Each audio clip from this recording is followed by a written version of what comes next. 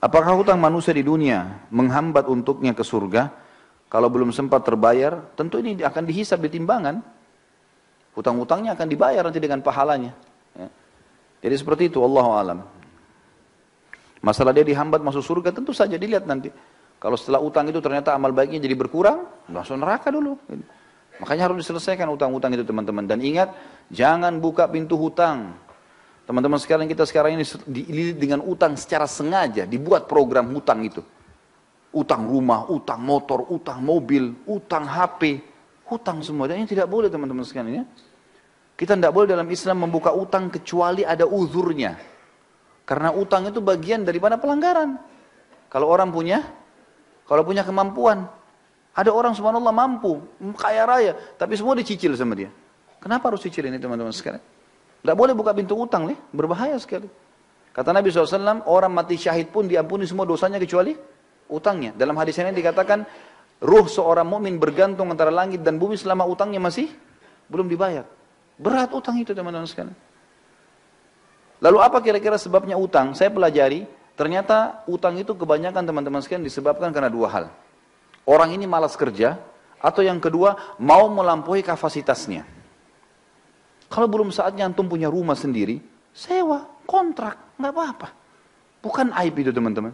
Tapi kita paksakan diri, oh nggak apa-apa, saya kan bisa bayar tiap bulan. Baik, kalau antum meninggal, sebelum selesai, ini kan bahaya, masalah. Atau terlambat akhirnya kena bunga, riba, terbuka dosa-dosa. Jadi tidak halal semuanya, nanti bermasalah. Untuk apa kita paksakan diri teman-teman? Jangan paksakan diri. Melampaui kapasitas, ya itu nggak boleh sebenarnya. Jangan dipaksakan. Kita mampunya naik sepeda teman-teman, naik motor. Apa yang kita mampu berdoa sama Allah lalu berusaha ikhtiar. Jangan lampaui kapasitas. Nabung, sudah punya cash beli cash, aman. Gitu kan? Ini sama sekalian saya ingatkan teman-teman yang sibuk dengan kartu kredit, berhentikan teman-teman sekalian, berhentikan. Antum bilang oh ini 0%, baik 0% teman-teman sekalian. Setelah itu, kalau antum telat, ini malam jam 12 malam terakhir pembayaran, antum telat 1 menit, jam 12 lewat 1 menit kena bunga nggak? Kena bunga. 50.000, ya saya mampu bayar. Baik, 1 dirham riba lebih berat daripada 36 kali berzina. Untuk apa? Tutup itu teman-teman sekalian. Karena itu membuka pintu utang. Membuka pintu hutang. Dan hutang tidak boleh. Sampai kata Nabi SAW, matlul ghani zulmun. Imam Madzhabi masukkan dalam dosa besar. Orang yang menunda pembayaran utang dan dia mampu, kezaliman. Dosa besar. Untuk apa buka ini teman-teman sekalian? Sabar. Cari uang cash beli. Gitu kan? Ini penting. Kita cuma boleh buka pintu utang kalau darurat sekali. Emang darurat sekali. Ulama berikan contoh-contoh. Seperti misalnya tidak bisa makan kecuali harus utang. Gitu kan? Atau misalnya dia mau berbuat satu ibadah amal soleh, dia tahu dia bisa bayar lalu dia utang. Seperti orang mau akikah anaknya, atau orang mau idul adha, mau kurban. Dia tahu akhir bulan dia akan terima gaji. Sekarang tanggal 12 atau tanggal 13 lebaran idul adha. Baik saya pinjam dulu uang teman saya tahu bisa bayar. Itu nggak ada masalah. Tapi kalau orang tidak jelas, sampai kata Nabi SAW, siapa yang sengaja utang. Ini bab-bab utang semua. Siapa yang sengaja utang dan dia niat tidak mau membayar dari awal, Allah persulit dia membayarnya. Dan siapa yang utang dari awal, dia niat mau membayarnya, Allah mudahkan dia membayarnya. Ya. Termasuk teman-teman, akhwat kita di bawah. Saya sarankan, berhenti arisan. Loh ya betul. Arisan itu membuka pintu hutang. Ya. Sekarang begini rasionalnya. Kita 20 orang teman-teman ngumpul, ayo kita buat arisan yuk. 1 orang 5 juta misalnya, atau 1 orang 1 juta. 20 orang dapat 20 juta kan? Baik. Nama saya keluar pertama, bulan pertama, saya dapat 20 juta. Ini banyak orang gembira, oh 20 juta, dihabisin beli ini, beli itu. Apalagi akhwat kita, Masya Allah daftarnya sudah lengkap. Beli ini, beli itu, beli ini, beli itu. Sadar nggak dia? Kalau dia sedang punya utang 19 juta. Hah? Sedang punya utang nggak? Baik, kalau dia mati bulan depan, siapa yang bayar? Nggak bisa. Ini membuka pintu utang loh. Mengkhayal beli barang, padahal uangnya orang dipakai. Utang ini.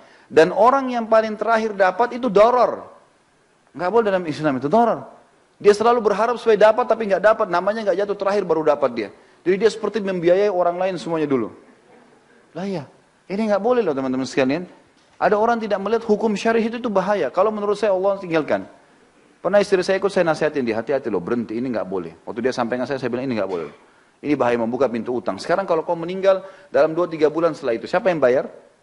Nah, pasti saya ahli warisnya kan? Ya kalau saya punya duit, kalau enggak, loh ya kalau kita pas suaminya punya uang misalnya, kalau enggak punya uang gimana? Kan jadi utang yang bergantung kan? Gak bisa. Atau ada orang lari, zalim, dia pergi. Kan jadi masalah. Baik, kalau mau kumpul, kumpul pengajian. Gak usah ada arisan. Iya enggak? Benar enggak ini? Hah? Tangkap enggak secara rasional ya? Jadi pelarangannya itu karena membuka pintu utang. Orang yang terima pertama itu utang 19 juta loh tadi. Uangnya orang kita pakai, bagaimana caranya kita bisa bawa duit orang baru kita pakai belanja kebutuhan kita. Coba pikirkan teman-teman. Ini kenapa? Karena mau melampaui kapasitasnya. Udahlah, dunia sebentar. Kata Nabi SAW, perumpamaan saya sama dunia seperti musafir yang sedang mampir di bawah pohon. Hilangkan penatnya, pergi habis itu. Kata Syekh Utsaimin rahimahullah, kalimat yang mulia. Seseorang mukmin orang muslim harus menjadikan dunia ini seperti kamar mandi. Seperti WC-nya. Dia datang, selesaikan hajatnya, dia pergi. Dunia cuma begitu saja. Maksudnya, tidak usah terlalu berlebihan. Hajat diselesaikan, penting, kemudian sudah. Gitu. Seperti itulah. Ya jangan melampaui kapasitas kita. Ini Allah ini saran saya ya, saran saya. Tapi kalau teman-teman ada di antara asatidzah, di antara duat yang memang memberikan solusi lain, alhamdulillah. Tapi saya pribadi, saya selalu mencari zona aman. Zona aman. Ya kita mati, kita aman. Kenapa yang kita masuk ke zona yang tidak aman? Kan gitu. Ini meja kita bagi dua, ini aman, ini tidak aman. Masuk ke aman teman-teman sekalian.